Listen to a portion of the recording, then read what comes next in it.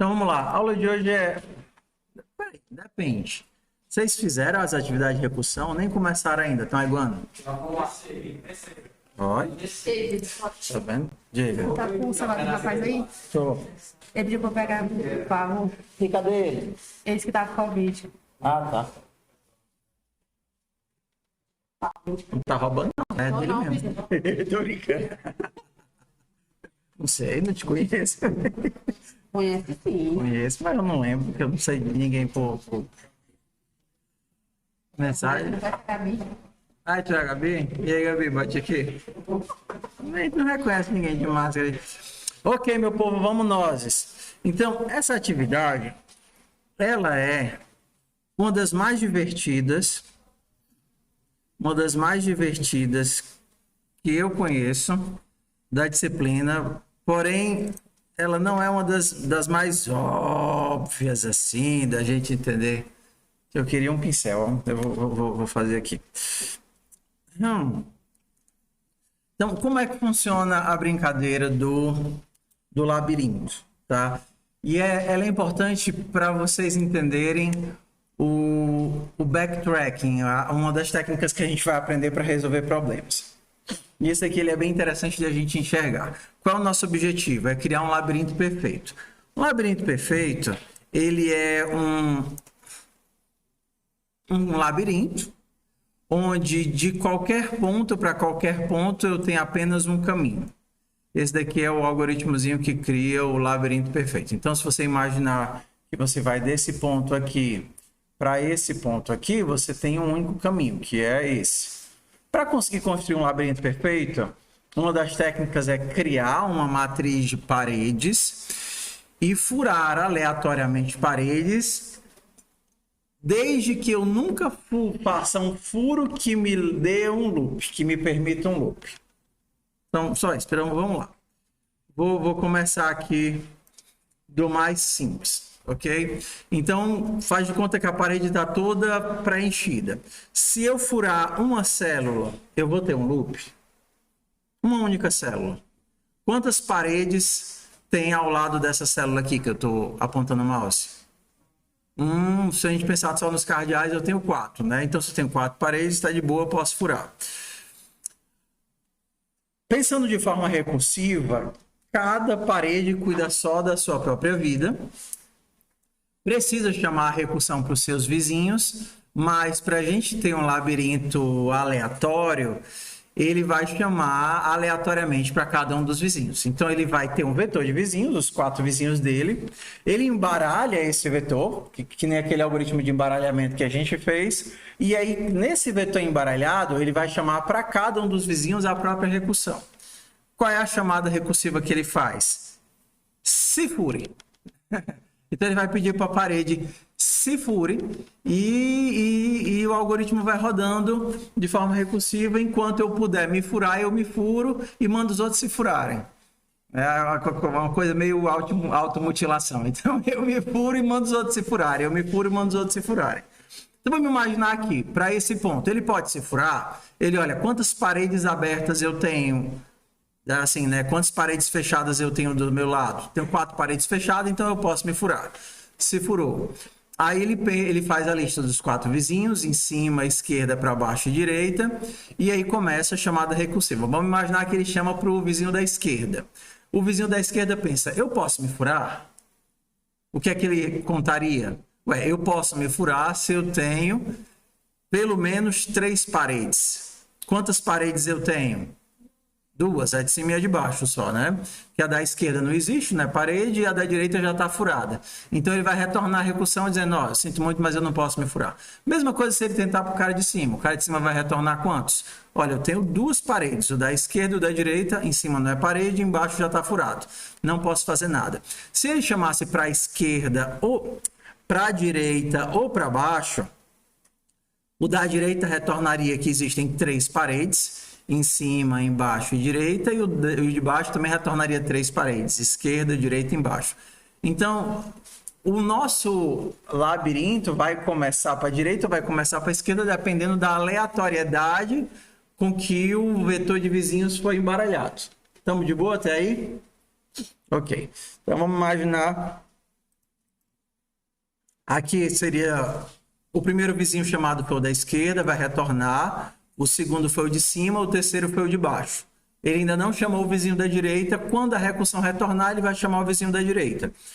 Então, agora que esse carinha está aqui, beleza, ele vai se furar e vai montar os 4 vizinhos e chamar a recursão. O primeiro, aleatoriamente, foi para a de cima, depois foi para a esquerda, depois foi para a direita. Da direita conseguiu se furar e aí a gente vai nesse jogo. Aleatoriamente, cada um chama os outros 4. E então, isso que a gente está vendo bem aqui, de laranja, é o quê? Lembra da queimada? O que é isso que você está vendo de laranja? Um pouquinho mais alto. O que é que esses pontos laranjas significam? Essas máscaras não ajudam. É o caminho, mas esse caminho está gravado onde? Eu tenho algum lugar que eu estou gravando esse caminho? Alguma variável, algum vetor? Não, quem é que recorda o caminho? A pilha recursiva. Entendeu? A chamada recursiva é que recorda magicamente o caminho. Foi um que chamou o outro, que chamou o outro, que chamou o outro, que chamou o outro, que chamou o outro. Então, quando eles voltarem desempilhando, o empilhamento me dá a memória de onde eu estava. Não preciso registrar isso no vetor ou numa lista, se eu, por exemplo, eu teria que fazer se eu tivesse em uma recursão.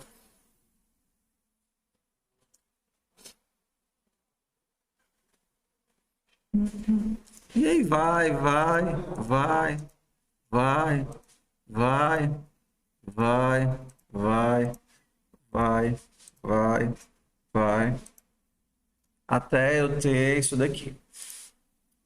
Para fazer adaptar, aqui a gente tem aqui as quinas, né? As quinas não contam. Então é tipo como se ele não pudesse passar daqui para cá. Depois eu vou pedir para vocês, se quiserem tentar, fazer sem quinas. Fica mais bonitinho fazer sem quinas, fica mais visual.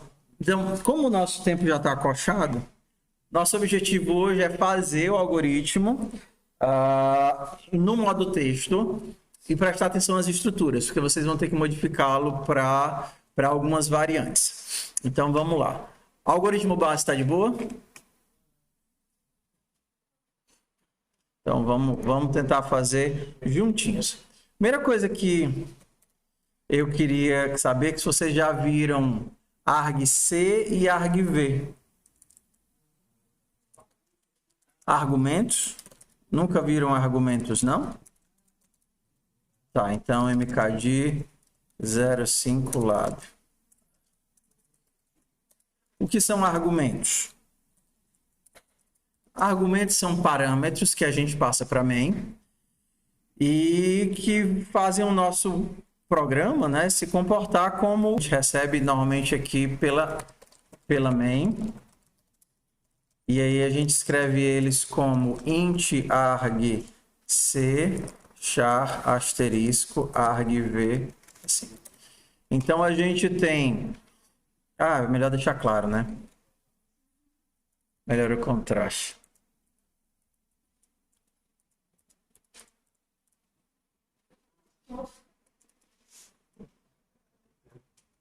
GitHub Lite.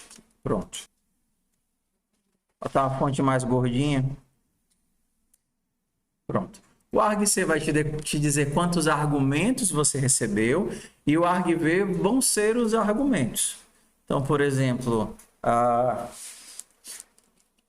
eu quero passar a quantidade de linhas e colunas da minha matriz. Então, quando eu chamar o meu código, eu quero chamar ele assim, sei lá, gerador.out, que é o meu executável, 5 linhas e 10 colunas.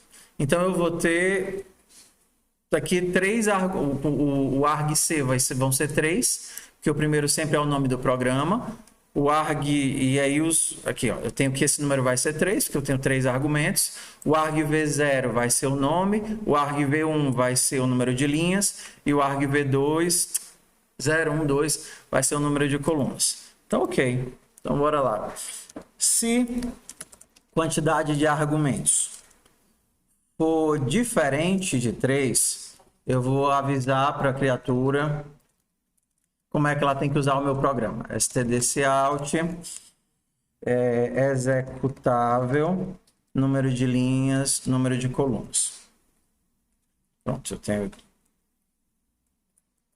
ponto barra executável, número de linhas e número de colunas.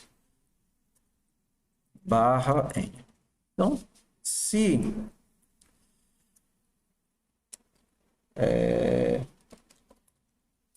vou criar aqui o executar. Aqui eu estou dizendo que eu não estou usando o argv, tudo bem?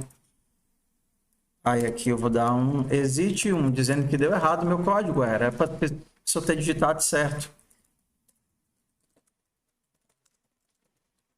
Número de argumentos inválidos. E aí, só para ele não reclamar que eu não estou usando, eu vou dar esse comando aqui para dizer, tudo bem, eu sei que eu não estou usando, não reclame não. Só compilar aqui. Ok, então ele gerou aqui o meu g++ menos o all solver.cpp menos o solver.out. Ok, então se eu tentar utilizar, ele vai avisar que o número de argumentos inválidos. Aí eu vou passar 2 argumentos, o número de linhas que eu quero são 10, o número de colunas que eu quero são 15. Pronto, ele não fez nada, mas pelo menos agora tem os argumentos. Passo 2. Supondo que eu tenha os argumentos, agora eu tenho que transformar o argv1 em número de colunas, não, linhas e o número de colunas, né? Como é que eu converto as coisas aqui? Normalmente a forma mais comum de a gente converter é via string.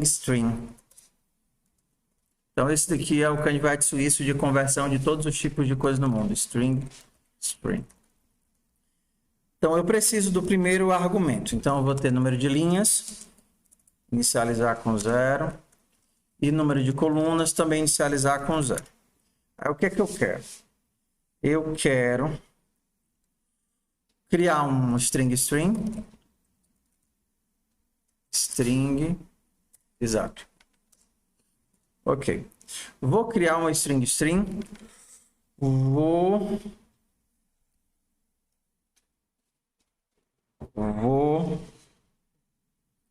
colocar o primeiro argumento dentro dele, arg1, e isso daqui, que é um buffer que foi criado, eu vou jogar para dentro do número de linhas.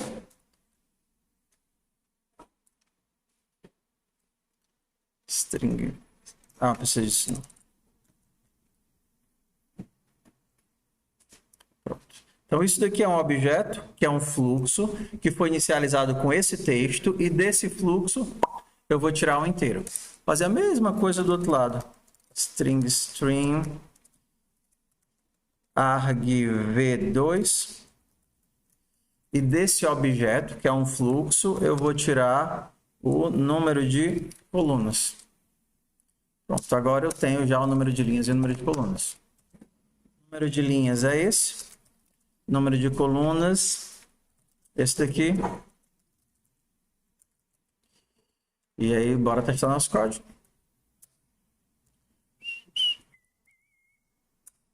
Ok, 10 linhas e 15 colunas. Então, assim, você pode pegar qualquer quantidade de parâmetros passados pelo código. Pelo menos agora eu já tenho como criar os meus parâmetros. Próxima coisa que eu preciso, vamos criar a matriz, né? A matriz de número de linhas por número de colunas. Todos os containers, eles têm o mesmo tipo de construtor. Por exemplo, pode ser um vector, um string, por exemplo. Eu poderia criar um string com 10 caracteres x. Então, esse daqui é o valor padrão e aqui é a quantidade. Então, essa string que está sendo gerada aqui é x 10 vezes. O que é que eu vou querer? Eu vou querer um vetor de strings para poder montar a minha matriz. Quantas strings eu vou ter? Número de linhas strings, né? Então, eu quero um vetor de strings. Bora importar o vector aqui. Include vector. Vector, ok. Então, a minha matriz vai ser, preciso de um vetor. De quantos elementos? Várias linhas, então número de linhas. Cada linha vai ter o quê? Cada linha vai ser uma linha inteira da minha matriz. Então, cada linha vai ser um string, vai ser um vetor de strings. String. cada string, cada linha vai ser o quê? Vai ser número de colunas, elementos, não é não? Número de colunas, e cada um desses elementos vai ser o quê? Vou colocar que a parede vai ser o hashtag. Então, pronto. Cada paredezinha vai ser o hashtag. Então, tá aqui. Vector, perdão. É um vector. Desculpa. Troquei os construtores. Eu quero um vector de string. O nome dele vai ser matriz e ele vai ser inicializado com essa quantidade de elementos e cada elemento vai ser esse daqui. Eu vou criar várias linhas e qual é a linha que eu vou colocar em cada elemento da matriz? Vai ser uma linha com várias colunas igual a hashtag. Tempo aí para você processar a construção. Um vetor de strings, NL elementos. Cada elemento vai ser uma string com NC elementos iguais a hashtag. Faz sentido ou não? Tudo bem. Então, se tudo deu certo, já posso mostrar a minha matriz. Percorrer aqui todos as minhas linhas. Para cada linha na matriz, vou mostrar a minha linha com barra enter. Então, se tudo deu certo, agora eu tenho várias linhazinhas. Compilei não. Eu vou criar aqui 5 linhas de 15 caracteres. 5 linhas, 1, 2, 3, 4, 5, 15 caracteres, 1, 2, 3, 4, 5, 7, 8, 9, 10, 11, 12, 13, 14, 15. Beleza. Então, temos uma matriz, abrimos uma matriz. Sucesso! Vamos compactar as coisas aqui. Fazer o compactamento. Ok, próximo passo, o que é que eu preciso agora? Furar, né? Furar. Vou furar. Hã? Não, assim, vamos começar sempre do mesmo canto, que fica mais fácil de a gente acompanhar. Qual é o primeiro canto que eu posso furar? Não, no caso aqui, se a gente pegar essa estrutura, esse daqui é o 0, 0, né? Então vamos começar desse daqui, é o 1, 1, 1, 1. Diz. Eu não entendi para que você viu o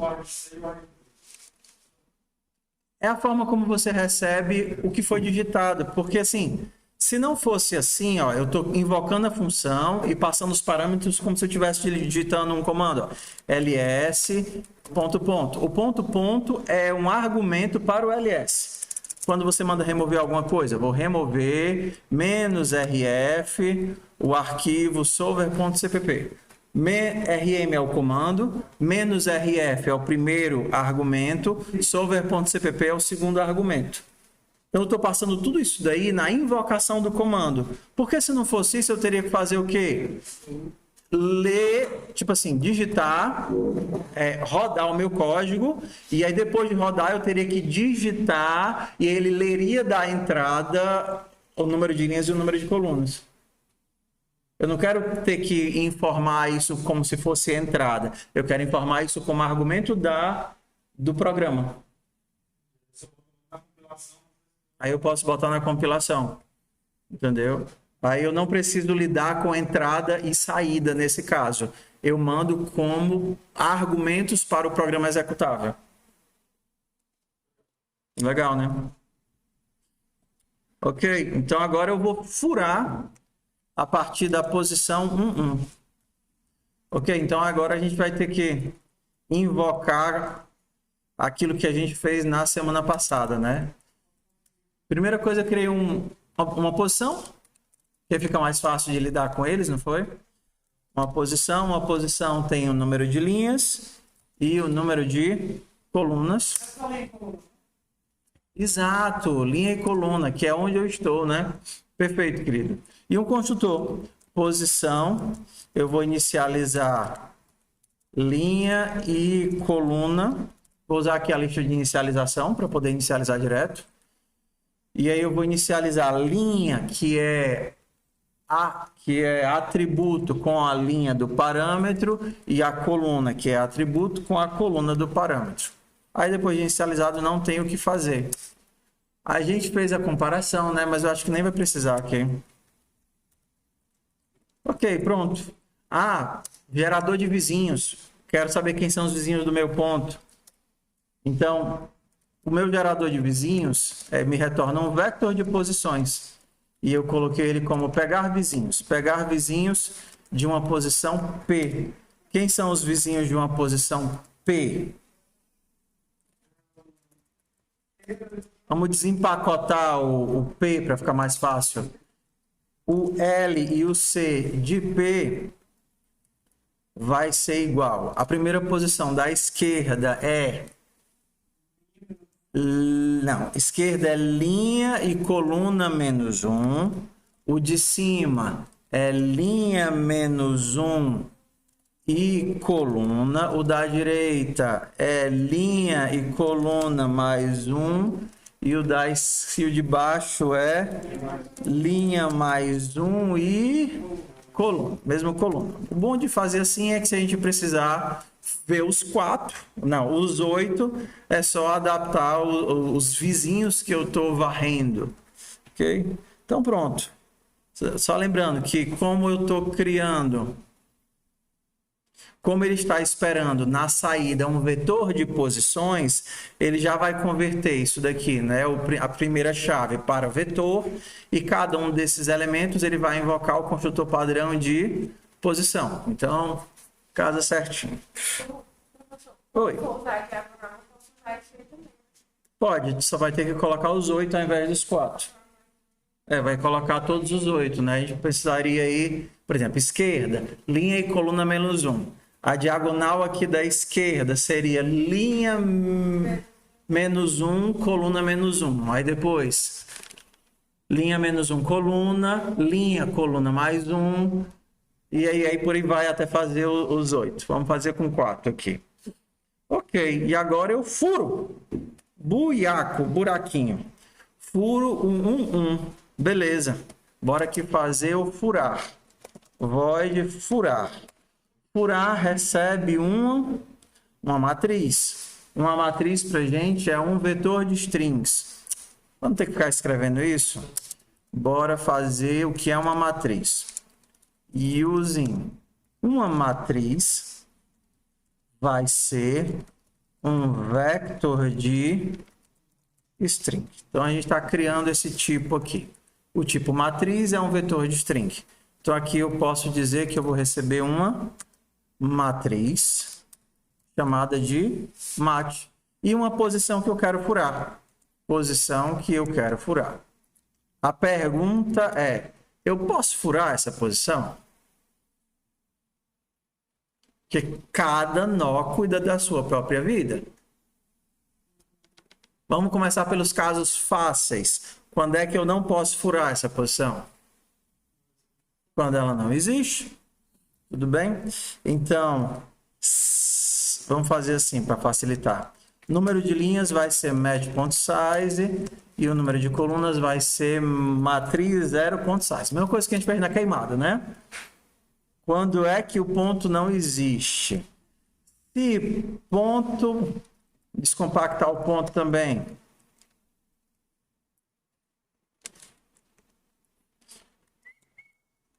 Quando é que esse ponto não existe?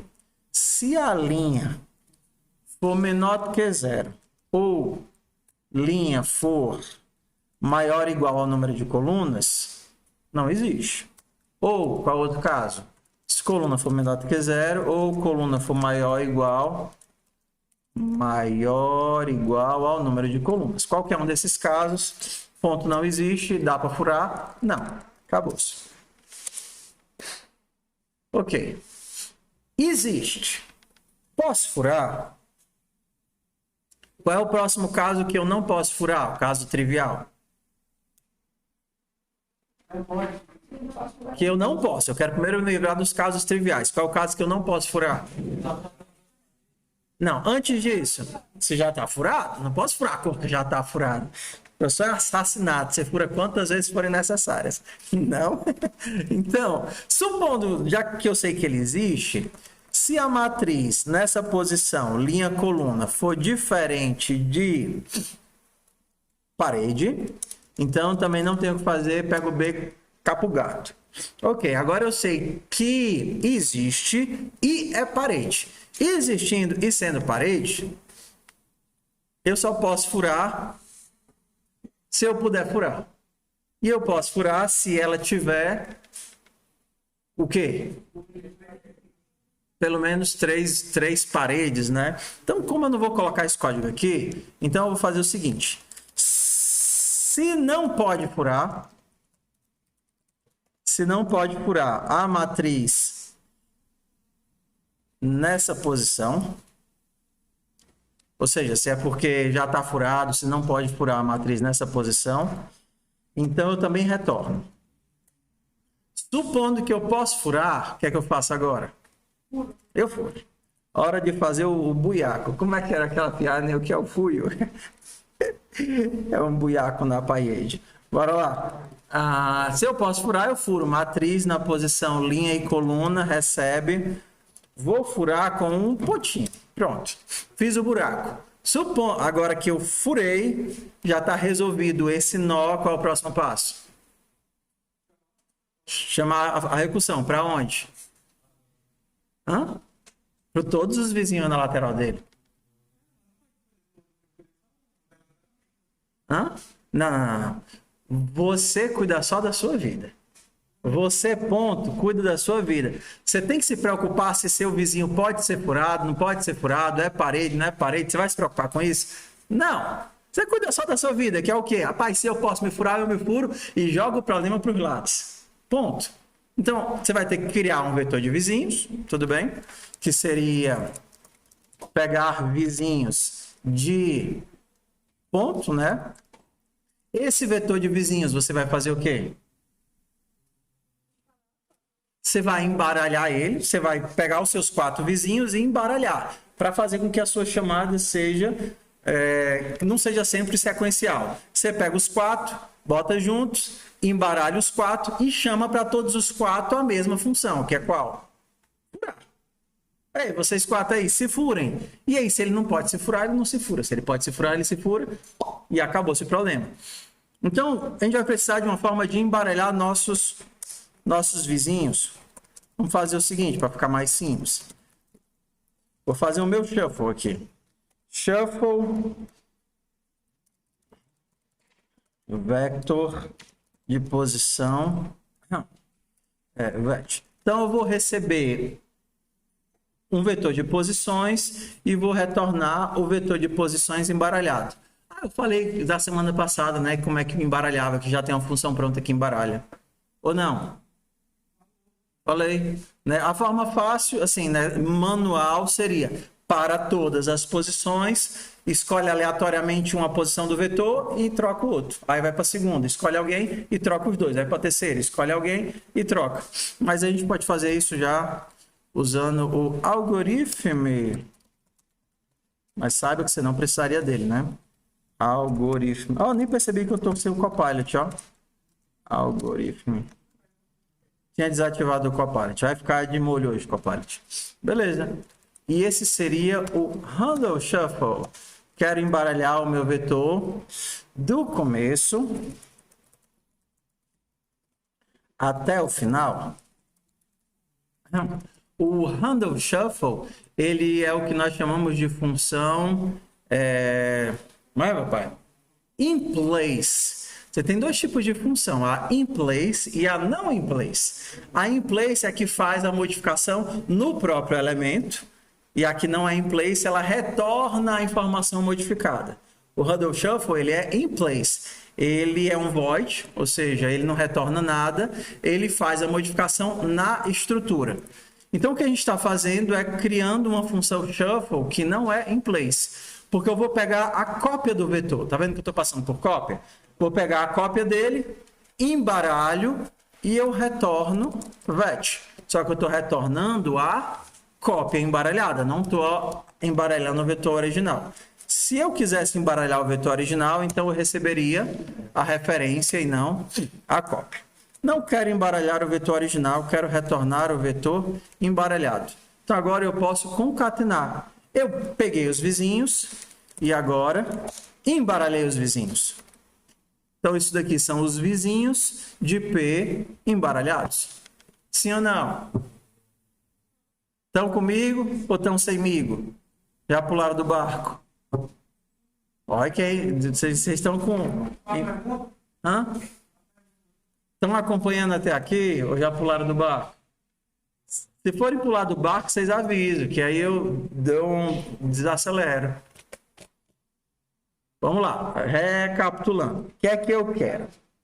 Para furar, eu tenho um problema grande. Ou seja, eu quero furar tudo que eu puder furar nessa matriz. Esse é o meu objetivo. Se eu puder furar, eu furo. Ok?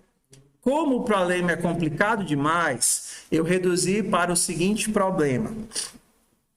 Cada nó vai cuidar apenas da sua própria vida, que é o quê? Se eu puder me furar, eu me furo. Só isso. E se eu posso me furar, eu posso passar o problema adiante. Eu vou chamar para todos os meus vizinhos, se furem, vocês mesmos, a si mesmos. Quando é que a recursão para? Quando cai num vizinho que está fora da matriz, quando cai num vizinho que já está furado, ou quando cai num vizinho que não pode se furar. Porque se ele se furasse, ele causaria um loop dentro do meu labirinto. Estamos de boa? Ok, então estamos no seguinte problema. Estamos bem aqui. Parede, você pode se furar, aí ela vai verificar. Rapaz, eu existo? Sim. Eu sou parede? Sim. Eu posso me furar? Ou seja, eu tenho pelo menos 3 paredes do meu lado? Sim. Então agora eu me furei. Só que o problema não acaba aqui. Eu tenho que chamar para todos os meus colegas. Se eu não fizesse aleatório, o que é que ia acontecer? Ele ia fazer assim, ó. Cadê? Ele ia fazer uma sequência. Eu não estou fazendo esquerda para cima e direita? Se eu começasse aqui, ele ia tentar. Esquerda pode? Não. Para cima pode? Não. Ia furar a direita. Esquerda pode? Não. Para cima pode? Não. Ia furar a direita. Esquerda pode? Não. Para cima pode? Ia furar a direita. Aí ia chegar aqui no último lugar. Aí quando chegasse aqui, ia pensar, esquerda pode? Não. Para cima pode? Não. Direita pode? Não. Para baixo pode? Pode. Esquerda pode? Não, porque eu tenho o de cima e o da direita que estão furados. Aí eu furaria para cá. Então eu teria feito uma linha até aqui e daria 2 passos para baixo. E agora eu ia para onde?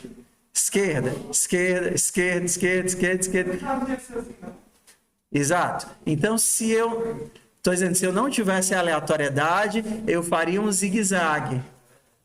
Entendeu? Eu furaria tudo, mas eu não teria a aleatoriedade de ir para qualquer caminho e furar na doida, qualquer lado. Como é que eu consigo furar na doida?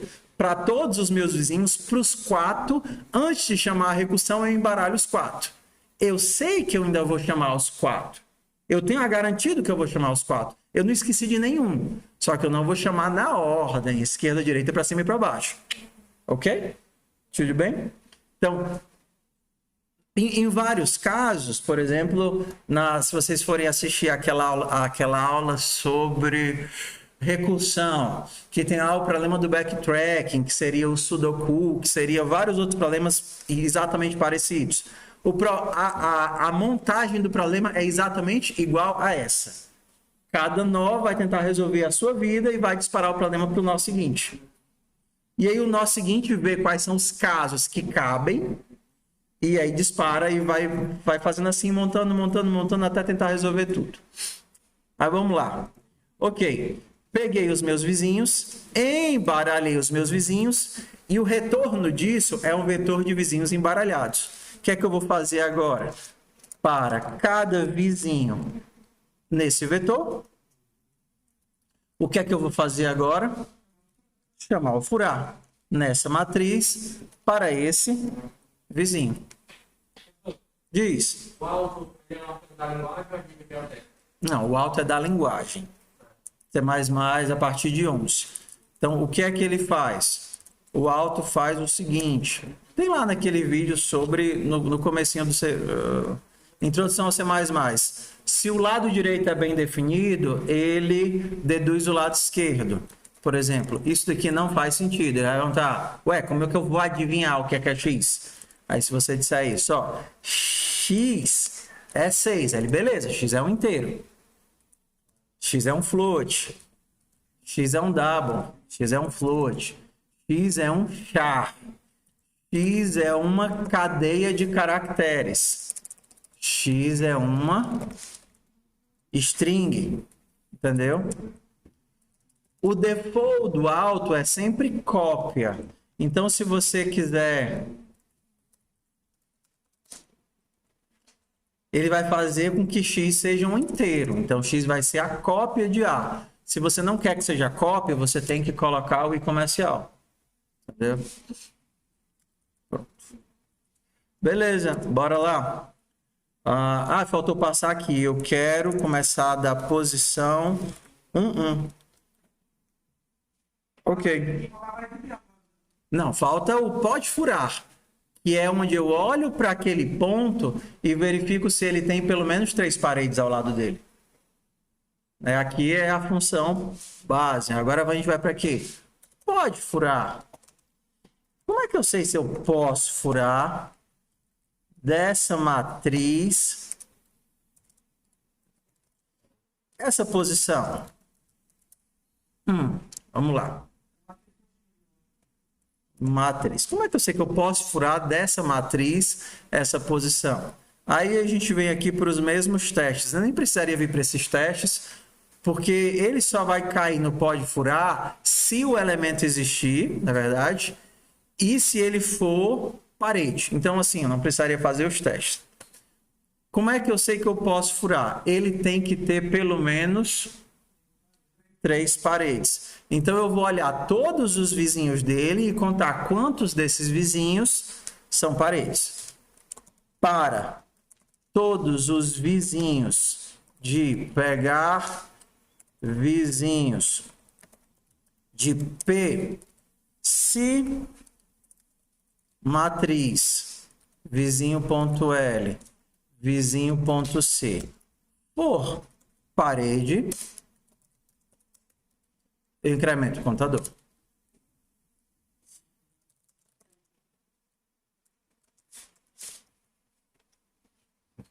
Para todos os vizinhos desse ponto, eu sei que eu posso furar se ele tem nas laterais dele 3 paredes.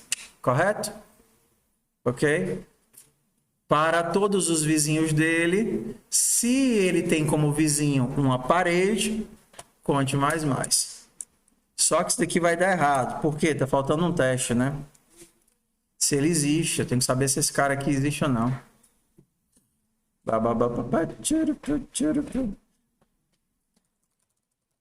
Tenho que testar.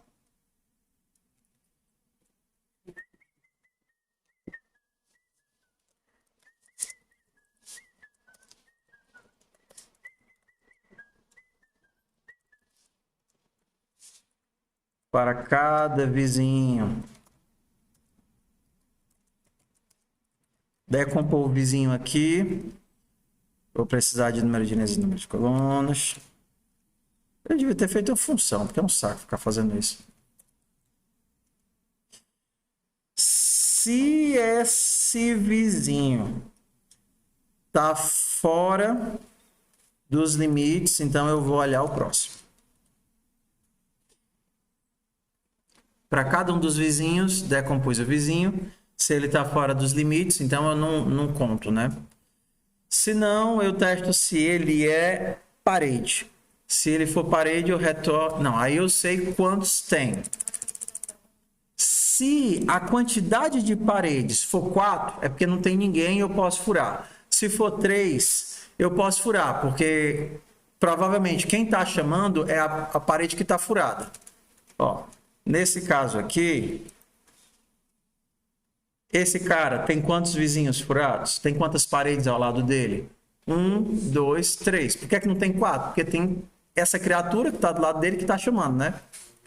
Então, se conte for maior ou igual a 3, eu retorno true. Então, o que eu quero é retornar conte maior ou igual a 3. Ou seja, se for 3 ou 4, eu posso furar. 3 ou 4 eu posso furar. Não estou querendo saber se eu posso furar esta criatura. Eu posso furar se eu varri todos os vizinhos dele e eu achei 3 paredes na vizinhança dele. Se eu tenho 3 paredes, eu sei que furá-lo não vai gerar um loop. Ok? Vamos desenhá-lo? Tá de boa? Ok, professor, desenha aí, professor. Tchururu, tchururu, tchururu. Vou desenhar, fazer aqui, ó. Chumps, chumps, chumps, chumps. Ok. Aí eu penso nesse cara. Eu consigo furar esse cara?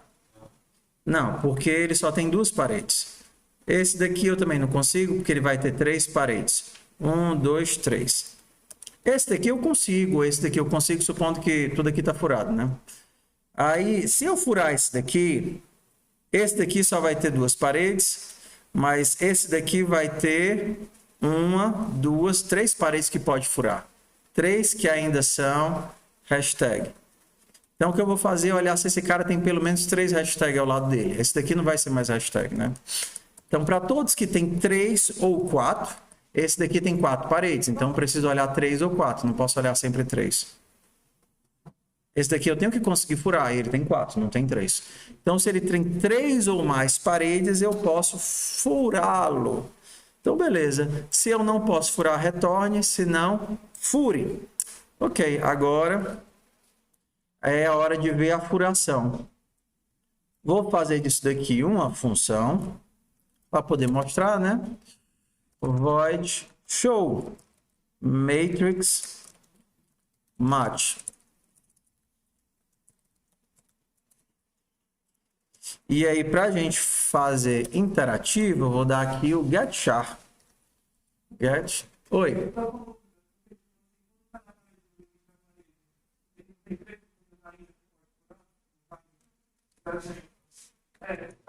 Não, esse daqui eu não posso furar porque ele sempre vai ter um que não existe, né?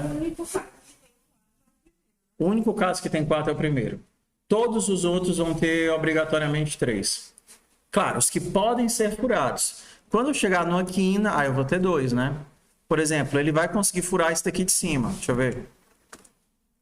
Cadê? Só que esse daqui, ele tem só 2 vizinhos, o da esquerda e o da direita, 2 paredes, né? Então, como esse daqui já está furado, se eu furasse ele, aí eu criaria um loop. Eu não posso criar loops. Tudo bem? Então, agora mostrar tudo. Em que momentos eu vou mostrar? Toda vez que eu fizer um buraco, vou mostrar a minha matriz. Fiz um buraquinho e vou mostrar a matriz. Ok, acho que agora já foi. Será que foi? Vamos descobrir. Vamos começar com um pequenininho. 5,15. Tá aqui o primeiro pontinho. Deixa eu diminuir aqui. Escolheu para baixo. Direita, direita, para cima, direita. Agora ele vai voltar, né?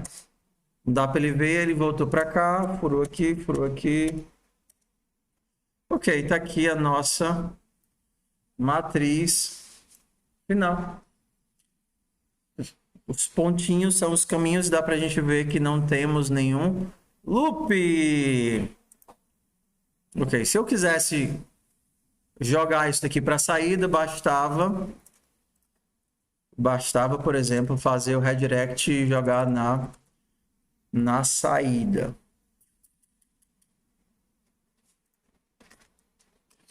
Agora vamos começar as manipulações. Ok.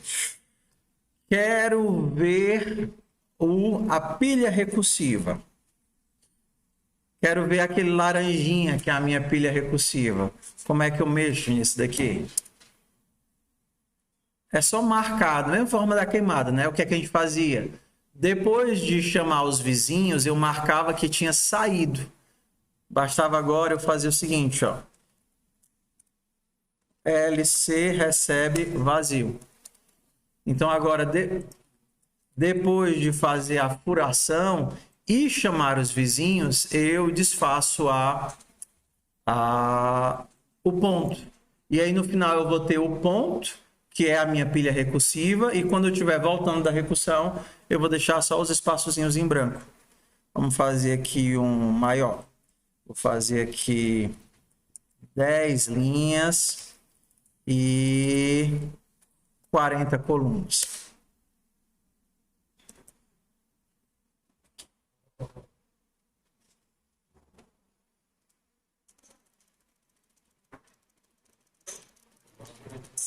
No terminal não é legal de ver com as quinas, né?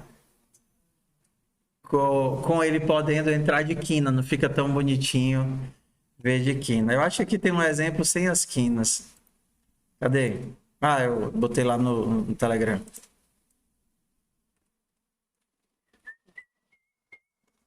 Cadê? Aqui.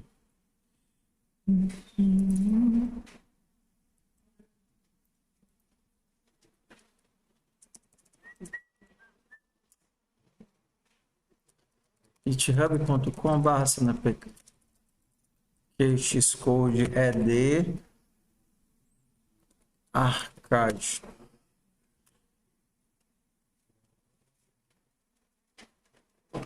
Cadê? Sem as quinas.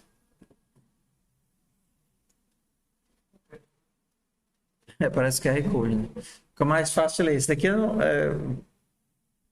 um terminal, basicamente. Só pegar aqueles bichinhos. Tudo bem. Foi o labirinto? Ou não foi? Quanto teria a diferença em relação à dificuldade que você com uma matriz numérica? Mesma coisa. Não entendi. Se fosse um monte de 1 e 0, por exemplo.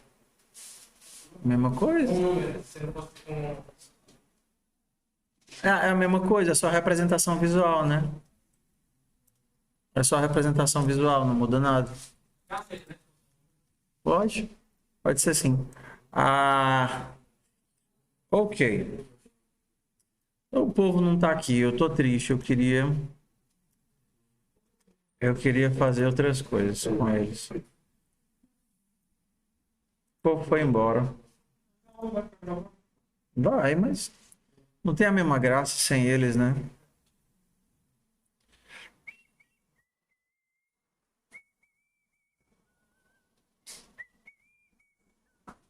Ok.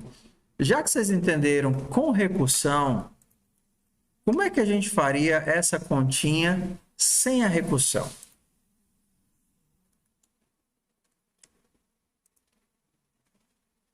Ok. Tínhamos a recursão e a recursão era sucesso demais. Agora não temos mais a recursão.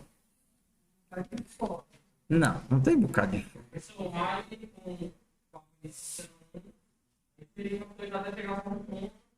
Não. O que eu vou precisar para substituir a minha recursão é de uma estrutura. O que é que a recursão, para que é que a recursão me serve?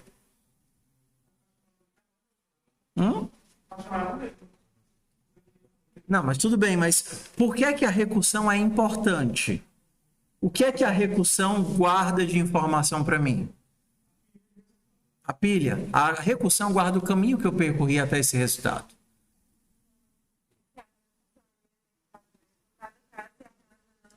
Sem a recursão, eu vou precisar guardar essa informação em algum lugar. Você vai ter que você tem um loop, ok? Você vai ter um loop. Aí você pensa assim, ó.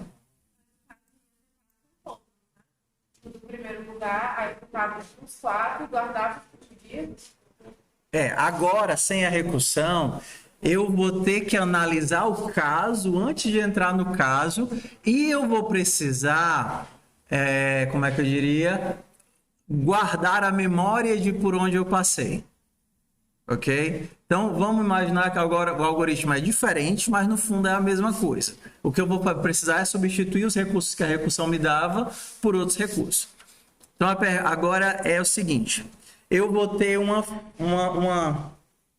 pilha, tá bom? Uma pilha é uma estrutura que eu vou empilhando e desempilhando. Para mim, só interessa o topo, que é a cabeça da recursão, se eu estivesse pensando assim, que é onde eu estou. Para mim, só interessa o topo.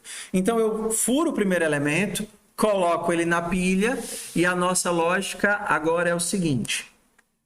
Enquanto eu tiver vizinhos, ok? Estou pensando no topo da cabeça. Enquanto eu tiver vizinhos, escolha um vizinho que você pode furar, fure e empilhe. Vou repetir, tá? Você está aqui. Você furou o primeiro e colocou ele na cabeça da pilha. E aí você olha para ele e pergunta, ele tem vizinhos que eu posso furar? Olha para esse cara aqui. Ele tem vizinhos que você pode furar? Quais são os vizinhos que você pode furar? O da direita e o de baixo. Beleza? E aí você faz o seguinte. Você tem agora dois vizinhos. Escolhe aleatoriamente um deles, fura e empilha. Porque a minha pilha faz a minha lembrança recursiva. Aí, beleza. Escolhi aleatoriamente um deles, vi que tinha dois, ou seja, montei o meu vetor de vizinhos, passei por todos eles num laço, verificando quais deles eu podia furar, descobri que tem dois que eu posso furar, selecionei um deles, fiz o buraco e coloquei dentro da minha pilha. Agora eu vou ter quantos elementos na minha pilha? 2. Tudo bem. Olhei para o elemento do topo e eu pergunto, tenho vizinhos que eu posso furar? Sim ou não? Nesse caso aqui. Sim. Escolhe aleatoriamente um deles. Não faz sentido aqui porque eu só tenho um, né? Não, tenho dois, né? Escolhe aleatoriamente um deles e fura e empilha. Agora eu tenho 3 elementos dentro da pilha. E aí eu continuo no meu laço. 4, 5, 6. Vai. E...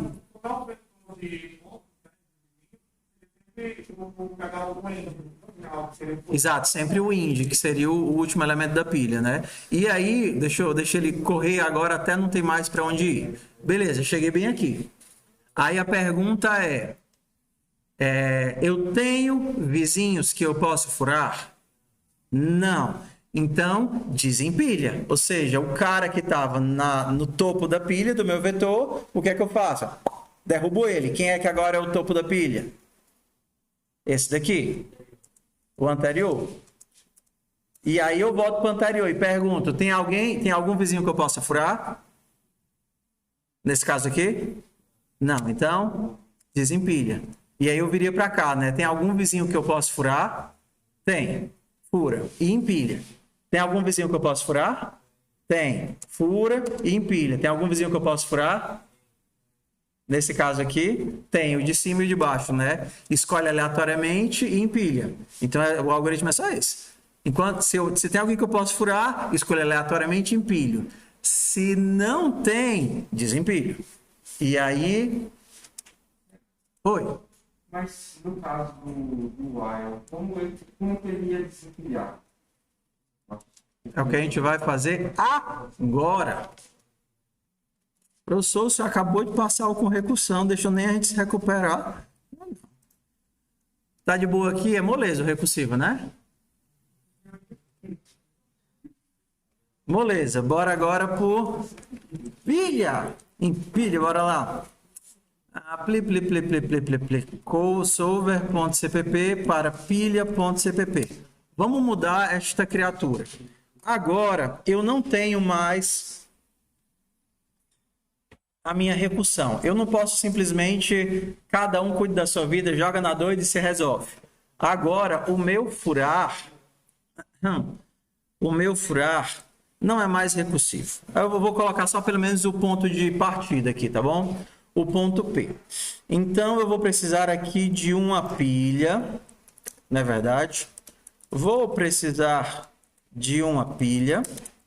A pilha é um vetor onde eu só vou mexer no topo.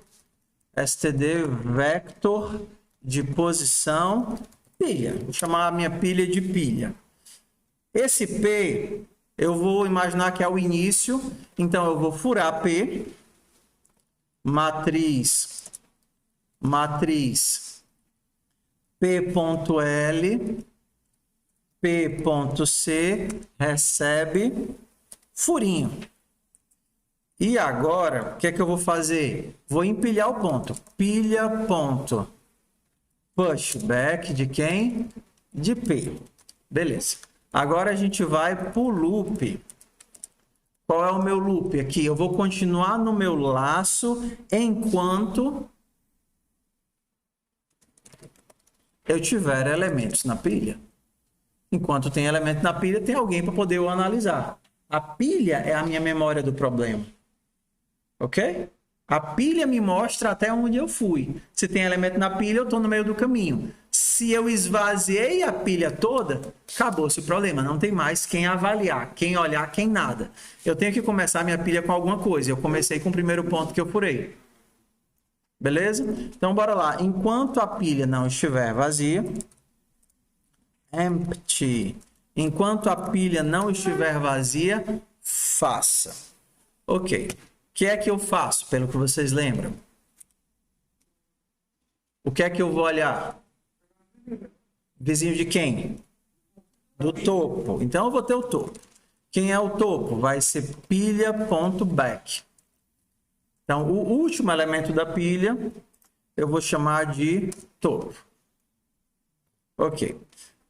O que é que eu vou olhar do topo? Se ele tem o quê? Vizinhos? Não. Que podem ser furados. Eu vou olhar do topo se eu cheguei na encruzilhada.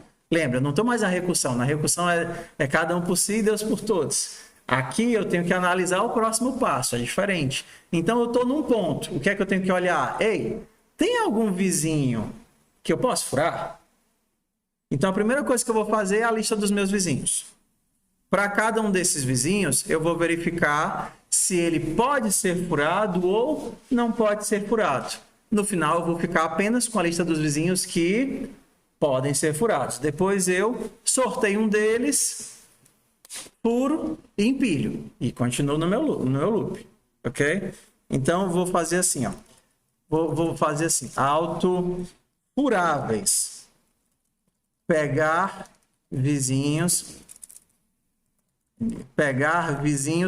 furáveis, né? De P. Vamos abstrair as funções secundárias. Na hora que for importante, a gente cuida delas. Então, eu peguei aqui a lista dos vizinhos que eu posso furar. O que é que eu vou fazer agora? Sortear um desses vizinhos. Vou precisar de eu tenho o range aqui? Oi. Ah, mas eu tenho aí o que embaralha, né? Eu posso só pegar todos os que são furáveis, embaralhar e pegar o primeiro. Então, beleza. Eu vou pegar a lista dos vizinhos furáveis. São aqui todos os que eu sei que eu posso furar. Eu vou embaralhar isso. Shuffle. E vou pegar o primeiro. E aí eu tenho que saber o quê? Se essa lista é vazia ou não.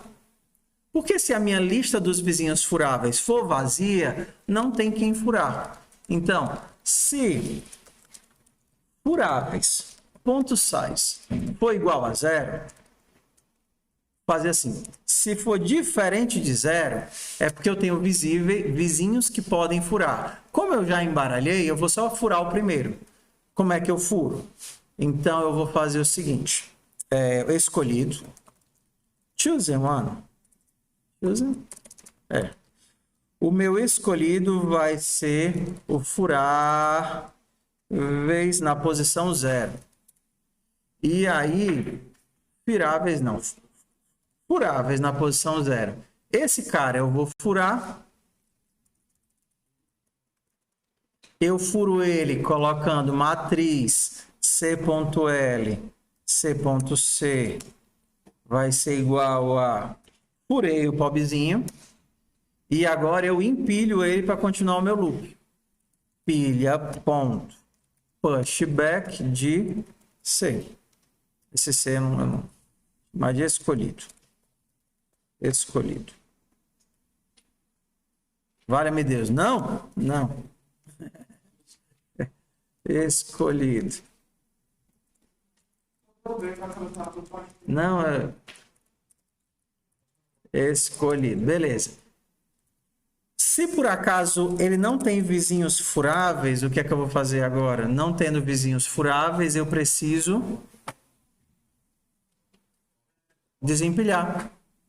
Pilha, ponto, popback. Já que esse cara não me serve como resposta, eu desempilho ele. Ó, a nossa lógica não é complicada. Enquanto tem alguém para eu analisar, pego o elemento que está no topo, pego todos os vizinhos furáveis dele e embaralho. Se eu tenho vizinhos, como eu já embaralhei, eu pego o primeiro, furo e empilho. E aí eu vou continuar o meu while a partir dele. Tá de boa? Ok? O que é que eu preciso agora? Fazer eu pegar vizinhos furáveis. Bora lá. É isso, rapaz. É porque tá pensando na Rio, né? Furáveis. Matriz. Mate. Posição P. Então, para pegar os vizinhos furáveis, eu vou fazer a lista de vizinhos.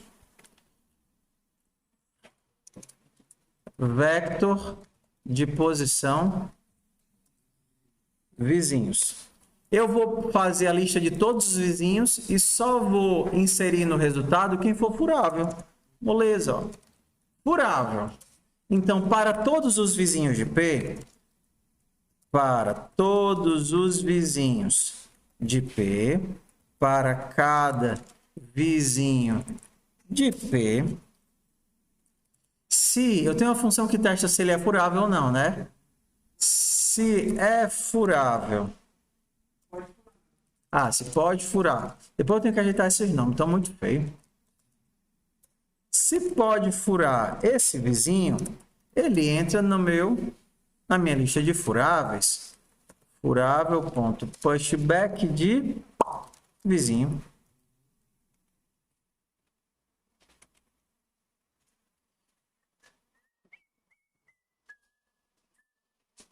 Mate, tem que passar a matriz.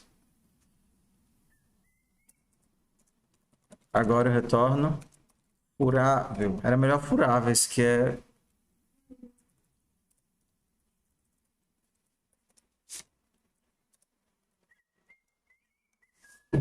Beleza, para todos eles, peguei só os que eu posso furar, né? Uma operação de filter aqui.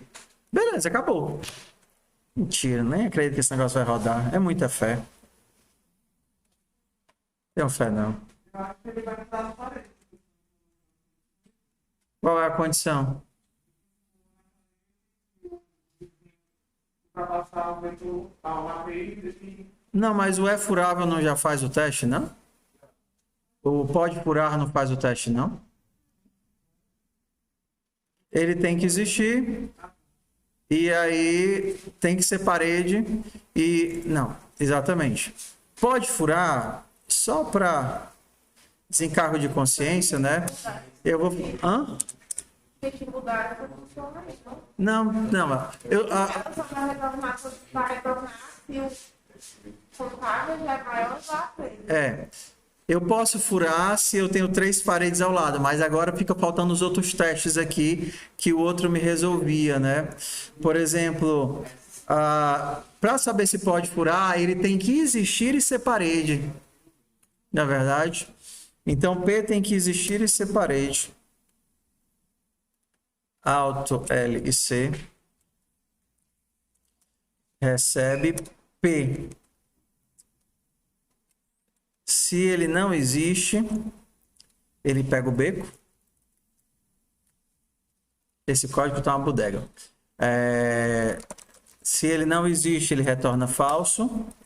E o que mais? Se ele não é parede, se matriz, linha, coluna for diferente de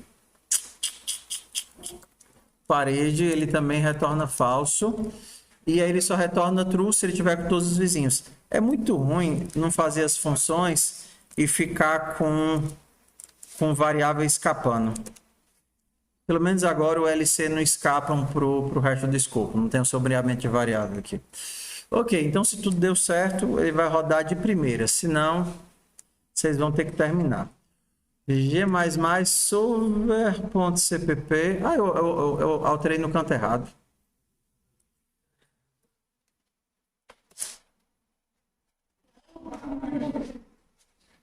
Ah, tem alguns que eu não estou usando, né? Topo não estou utilizando. Por que eu não estou usando o topo? Ah, é porque não é de P, é de topo. Pegar todos os furáveis do topo. Ah, ele está dizendo que eu não estou utilizando isso? Então eu posso tirar.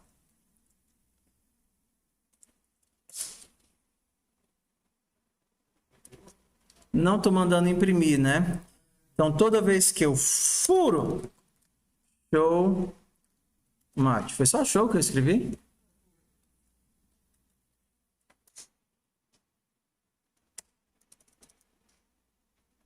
Aê!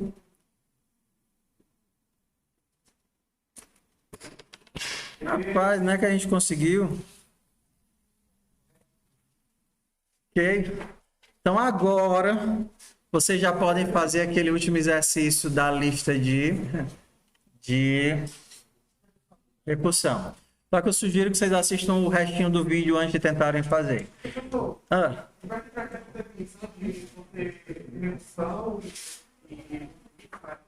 Como é? Chamar ela e ter os condicionais que devem ser obedecidos. Quando vocês assistirem o vídeo, vocês vão entenderem. O que é o objetivo dessa aula, tá certo?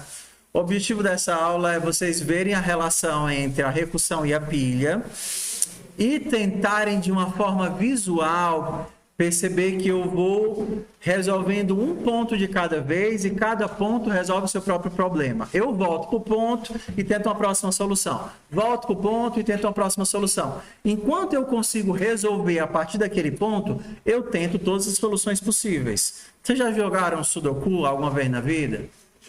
Já? Como é que você faz? Você vai num ponto vazio, não é isso? E aí você testa uma solução para aquele ponto. Na verdade, para aquele ponto vazio, você vai verificar quais os números que você pode colocar ali, sim ou não? Sim. E aí você, por exemplo, testa o primeiro número. E agora você vai para o próximo ponto vazio. Tenho soluções que eu posso usar aqui? Se eu tenho, eu testo. Eu vou para a próxima posição vazio e testo. Se por acaso o que aconteceu, eu cheguei numa posição vazia, mas que eu não tenho mais o que colocar lá, o que é que eu tenho que fazer? Retorna e vou para o próximo caso. E aí eu vou assim, tentando preencher todos os casos, voltando. E indo e voltando até uma situação em que eu consiga resolver tudo. Bom almoço, pessoal. Espero que tenha sido útil.